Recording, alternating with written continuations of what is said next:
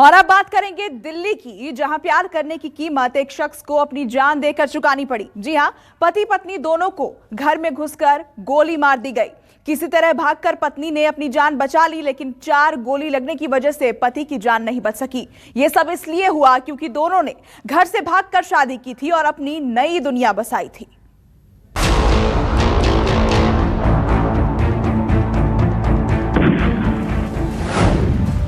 पनीर मंगवाया, चाय पी, पति पत्नी को गोली मार दी।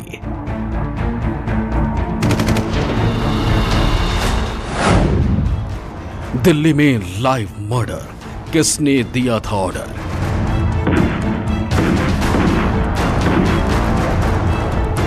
सीसीटीवी कैमरे में कैद हुई ये तस्वीरें दिल्ली में हुए एक संगीन गुनाह के सबूत हैं, जब एक शख्स को दौड़ा दौड़ा कर गोली मारी गई। उसके जिस्म में 1-2 नहीं बल्कि पूरी 4 गोली उतारी गईं और उसे मौत की नींद सुला दिया गया। ये सनसनीखेज वारदात दिल्ली के द्वारका इलाके में हुई। तारीख 24 जून 2021, वक्त रात के 9 बजे, जगह अमराई गांव, दिल्ली। दिल्ली के अमराई गांव में बना ये घर गोलियों की तड़तड़ाहट से गूंज उठा।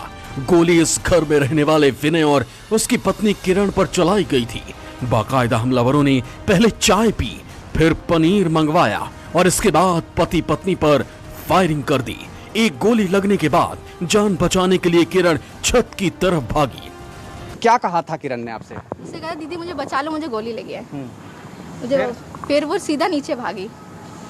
फिर नीचे भागी। हाँ, क्या लग रहा था आपको देख के? क्या हुआ है? क्या? मुझे लगा कि वो कोई बहुत बड़ी प्रॉब्लम हुई है, क्योंकि मैंने पहले बार किसी को देखा था कि वो पूरे ब्लड से नहाई हुई थी और वो बहुत घबराई हुई थी, डरी हुई थी। तो मैंने नीचे हमने मदद करने उसके भागे, जब तक वो एक आंटी के घर में चली गई, बच गई। तब तक एक भैया ने कॉल किया, जब तक पुलिस हो गया, और वो जो थे वो चले गए थे, मार के चले गए थे, वो उसी टाइम चले गए थे। किरण ने छत लांघकर जान बचाने की कोशिश की तो विनय फ्लैट से नीचे की तरफ भागा, लेकिन हमलावर 1-2 नहीं बल्कि आधा दर्जन थे। उन्होंने विनय का आखिर तक पीछा किया।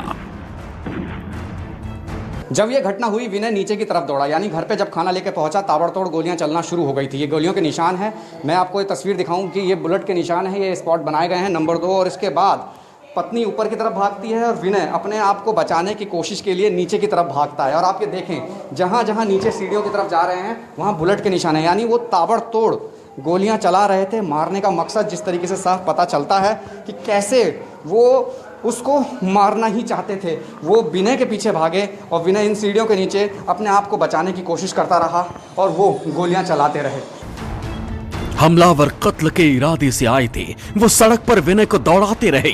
देखिए कैसे सड़क पर हमलावर विनय का पीछा कर रहे हैं। सड़क पर लोग भी मौजूद हैं, लेकिन किसी ने विनय को बचाने की कोशिश नहीं की। पत्नी अगस्त में ही उनकी शादी हुई थी और जिस तरीके से कहा गया है कि वो यहाँ रह रहे थे, आप ये तस्वीर देखें, गोलियों के निशान यहाँ भी है। मकसद मारना ही था और जिस तरीके की तस्वीर है वो काफ़ी हैरान कर रही है। हमलावर ने विनय को 1-2 नहीं बल्कि पूरी 4 गोली मारी। इस बीच पुलिस को कॉल किया गया। घायल विनय और उसकी पत्नी किरण को अस्पताल ले जाया गया, लेकिन बहुत देर हो चुकी थी। कल 9:30 बजे के आसपास की कॉल, एक पीसीआर कॉल मिली थी regarding gun shot injuries to एक कपल।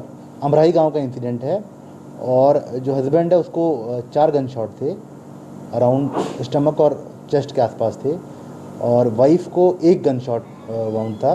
दोनों को इमीडिएटली जो है, जैसे ही जो उनके पड़ोसी हैं उनको इन्फॉर्मेशन लगी इस बारे में, वेंकटेश्वर हॉस्पिटल लेके गए और वहाँ पर हस्बैंड जो है वो लेटर ऑन डेड डिक्लेयर हुए। जांच शुरू हुई तो मामला ऑनर किलिंग का समझ में आने लगा। दरअसल विनय और किरण दोनों ही सोनीपत के गोपालपुर गांव के रहने वाले थे।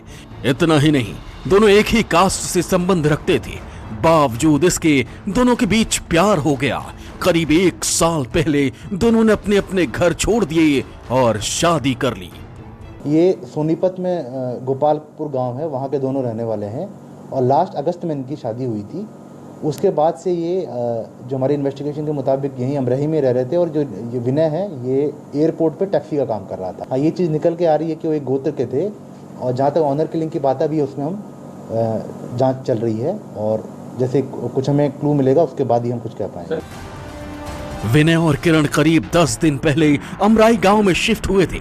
विनय एयरपोर्ट पर काम करता था। दोनों की जिंदगी ठीक ठाक चल रही थी, लेकिन फिर 24 जून की रात आई और सब कुछ खत्म हो गया। शायद दोनों को अपनी जान का खतरा पहले से सता रहा था, तभी तो अगस्त 2020 में दोनों ने पंजाब हरियाणा हाई कोर्ट में अर्जी लगाकर सुरक्षा की मांग की थी। अगस्त 20 में इन्होंने पंजाब हरियाणा हाई कोर्ट को अप्रोच किया था और उसमें जो है पिटीशन डिस्पोज हो गई थी। जो लोकल पुलिस है उसको डायरेक्शन दी गई थी सोनीपत की फॉर एक्शन के लिए एट देयर ओन लेवल। बकौल पुलिस वारदात में शामिल हमलावरों की पहचान हो गई है, जिनमें लड़की के परिवार के लोग ही शामिल बताए जाते हैं। इनमें किरण के सगे भाई, चाचा और चचेरे भाई का नाम सामने आया है। वहीं पुलिस ने किरण के पिता को हिरासत में ले लिया है। लड़के को जब तक मारते रहे जब तक वो मरा नहीं। कई गोलियां उस पर चलाई और ये पूरी तरीके से साफ था कि ये परिवार नहीं चाहता था कि ऐसा हो, क्योंकि ये एक विवाद है गांव में, एक गोत्र में इस तरीके से नहीं हो सकता जिस तरीके की तस्वीर अभी शुरुआती जांच में साफ हुई है। लेकिन ये साफ है कि एक ऑनर किलिंग का मामला है, जहाँ एक लड़का लड़की को जान से मारने के मकसद से परिवार वाले आते हैं। जहाँ लड़के की मौत होती है, लड़की अभी भी ज़िंदगी और मौत की जंग लड़ रही है। लेकिन तस्वीर साफ है कि पुलिस इस मामले में सीक्वेंस तलाशते हुए आरोपियों की तलाश कर रही है। विनय की मौत हो चुकी है, जबकि किरण की हालत अभी भी गंभीर बनी हुई है। पुलिस आरोपियों को जल्द गिरफ्तार करने का दावा कर रही है, लेकिन विनय और किरण के लव का इतना भयानक अंजाम होगा, किसी ने सोचा नहीं था।